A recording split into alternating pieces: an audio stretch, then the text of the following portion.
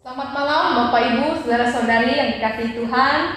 Bagi kita yang sekarang berada di rumah atau masih di tempat kerja ataupun di rumah sakit, semoga kita semua dalam keadaan baik dan siap untuk mendengarkan renungan kata hari ini. Bapak Ibu, saudara-saudari, pernahkah kita mengalami kekecewaan, kepahitan, sakit hati? Atau kita tidak ingin melihat wajah seseorang bila kita berpapasan dengan dia? Atau kita berharap kepada Tuhan, jangan sampai saya bertemu dengan orang itu lagi. Bapak Ibu, saudara-saudari, semua orang di dunia, termasuk kita, pernah mengalaminya. Itu pertanda bahwa kita harus segera melepaskan pengampunan. Tidak mudah. Ada saja yang menghalangi kita sehingga sampai saat ini kita belum mengampuni. Bisa jadi orang sudah melukai kita. Seharusnya dia menerima balasan, menerima hukuman, tetapi mengapa kita harus mengampuni? Bila saya mengampuni, saya akan merasakan sakit. Bila saya mengampuni, saya merasa harga diri saya rendah. Bila saya mengampuni, itu berarti saya membenarkan perbuatan dia. Sedangkan apa yang saya lakukan salah. Bila saya mengampuni, saya khawatir dia akan mengulangi kesalahannya lagi. Berbagai alasan bisa kita kemukakan mengapa kita sampai sekarang belum mengampuni. Tetapi saat ini kita mau belajar bersama bagaimana kita mengampuni dengan benar. Mengampuni seperti seorang bapa. Saya mengundang kita untuk membuka Lukas 15 ayat 11 sampai 32. Kita akan membaca di rumah.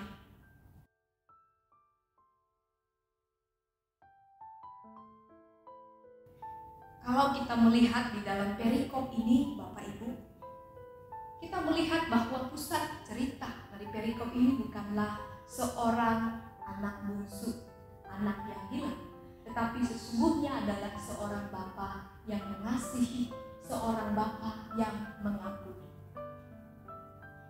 Kita bayangkan ada seorang anak yang lekas-lekas meminta warisan kepada orang tuanya. Nah, dalam budaya Yahudi tidak lazim terjadi demikian. Seorang anak yang meminta segera warisan kepada orang tuanya, padahal orang tuanya masih sehat, masih segar, itu berarti secara tidak langsung sang anak mengharapkan orang tuanya lekas-lekas dipanggil oleh Tuhan. Dan ini sesungguhnya melukai hati sang bapa. Dalam Alkitab tidak ditunjukkan apakah sang bapa menangis atau marah. Tetapi kita bisa melihat di sini ada seorang bapa yang begitu demokratis. Ia mendengarkan pendapat anaknya dan ia mengizinkan anaknya untuk mengambil pilihan serta bertanggung jawab atas pilihan itu. Di tanah perantauan, Bapak Ibu, kita tahu bahwa sang anak tidak dapat mengatur keuangan dengan baik. Ya, hidup berfoya-foya hingga jatuh miskin dan menjadi penjaga babi. Nah, dia teringat akan keadaan di rumahnya. Lalu ia membandingkan pekerjaannya saat ini sebagai penjaga babi dengan rumah bapaknya. Ia rindu untuk kembali ke rumah bapaknya. Dia menganggap mungkin saya akan kembali, tetapi tidak lagi sebagai anak. Bisa jadi sebagai seorang upahan, sebagai seorang hamba, ataupun seorang pekerja. Dan anak ini berpikir mungkin memang sudah pantas bagi saya tidak menjadi anak dari bapak saya.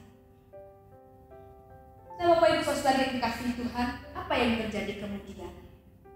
Kita melihat dalam Lukas 15 ayat 20. Maka bangkitlah ia dan pergi kepada bapaknya. Ketika ia masih jauh, ayahnya telah melihatnya. Lalu tergeraklah hatinya oleh belas kasihan. Ayahnya itu berlari mendapatkan dia, lalu merangkul dan mencium dia. Bapak Ibu saudara-saudari yang dikasihi Tuhan, kita melihat bahwa sebelum si anak sampai ke rumah bapaknya, sebelum si anak mengucapkan kata maaf kepada bapaknya, bapaknya melihat sang anak. Bapaknya segera mendatangi sang anak. Bukan hanya berjalan, tetapi bapaknya berlari. Dia merangkul anaknya dan mencium anaknya. Apa yang kita lihat di sini adalah seorang bapak yang segera mengampuni anaknya. Bapak Ibu saudara-saudari yang dikasihi Tuhan, Bapa memberikan teladan kepada kita di sini. Yang pertama, bahwa pengampunan itu tidak bergantung pada tindakan orang lain kepada kita. Maksudnya seperti ini.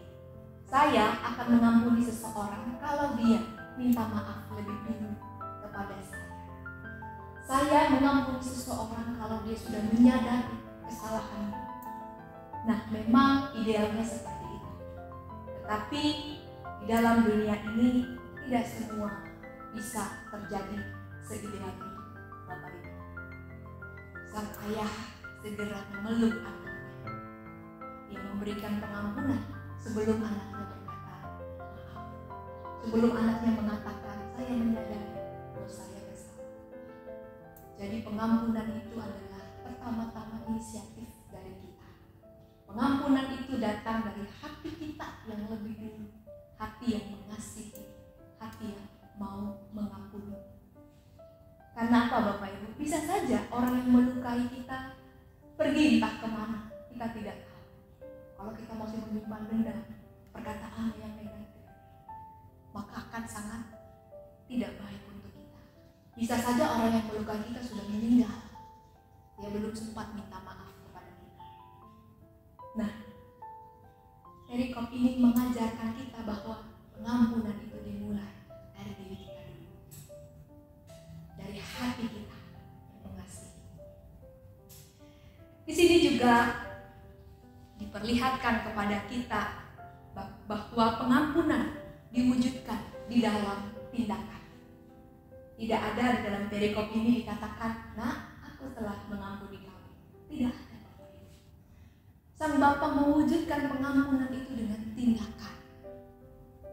Rangkul, mencium anaknya, bahkan tidak hanya itu, memberikan jubah yang terbaik, mengenakan cincin di jari anaknya, memberikan sepatu, bahkan mengadakan pesta. Sang Bapa memberikan pengampunan yang konkret melalui tindakan. Bapak Ibu saudara-saudari yang dikasihi Tuhan, memberikan pengampunan kepada saudara-saudari kita tidak cukup hanya dengan kata-kata, ya saya mengampuni, tetapi harus ditindaklanjuti dan dibuktikan dengan perbuatan kita. Minimal kita ramah terhadap orang yang pernah melukai kita. Kita mendoakan dia. Ini perbuatan sederhana yang bisa kita lakukan.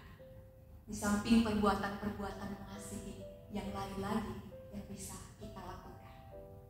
Dan kemudian Bapak Ibu, kita juga melihat di dalam perikop ini adanya hubungan yang dibaharui kembali. Tidak semua pengampunan berakhir dengan hubungan baik. Ada saja orang memberikan pengampunan sudah, ya, kita tidak menjalin hubungan lagi sampai di sini, sudah selesai. Atau kalaupun menjalin hubungan lagi, ada jarak di antara kita. Tetapi Sang Bapa memberikan teladan bahwa ketika pengampunan itu diberikan, tetap ada hubungan atau relasi yang lebih baik dari sebelumnya yang ia tawarkan kepada anaknya. Bagaimana caranya? Kita harus melupakan kesalahan saudara-saudari kita yang mengampuni. Jangan mengingat lagi perbuatan yang menyakiti yang pernah dia lakukan. Jangan mengingat lagi kesalahan. Jangan mengingat lagi perbuatan amoral. Tetapi biarlah kita memberikan kesempatan yang lebih baik untuk saudara-saudari yang pernah melukai kita, supaya ia menjadi orang yang baik, orang yang telah diampuni, jika kita masih mengingat kesalahan atau menyimpan dendam terhadap dia, maka kita tidak memberikan kesempatan bagi dia untuk menjalin hubungan yang lebih baik dengan kita. Bapak, Ibu, saudara-saudari yang dikasihi Tuhan, pengampunan semua kuncinya itu dimulai dari diri kita. Ada perkataan bijak seperti ini: no future without forgiveness. Tidak ada masa depan tanpa pengampunan. Masa depan tidak melulu berkaitan dengan apa yang kita miliki, apa yang kita capai, tetapi yang terutama masa depan itu berkaitan dengan hubungan kita dengan orang per orang. Mari saat ini kita bersama-sama melihat kembali hubungan kita dengan orang per orang di dalam keluarga kita, di tempat kita bekerja, di dalam gereja kita, dalam masyarakat sekitar kita. Sudahkah kita saling mengampuni? Dan saat ini kita diajarkan oleh firman Tuhan bahwa kalau kita ingin mengampuni, mengampunilah seperti Bapa, memberikan pengampunan dengan total. Pengampunan yang diinisiasi dari diri kita, yang berasal dari hati yang mengasihi. Pengampunan yang diwujud nyatakan dalam perbuatan. Dan pengampunan yang memampukan kita untuk membangun relasi yang lebih baik lagi.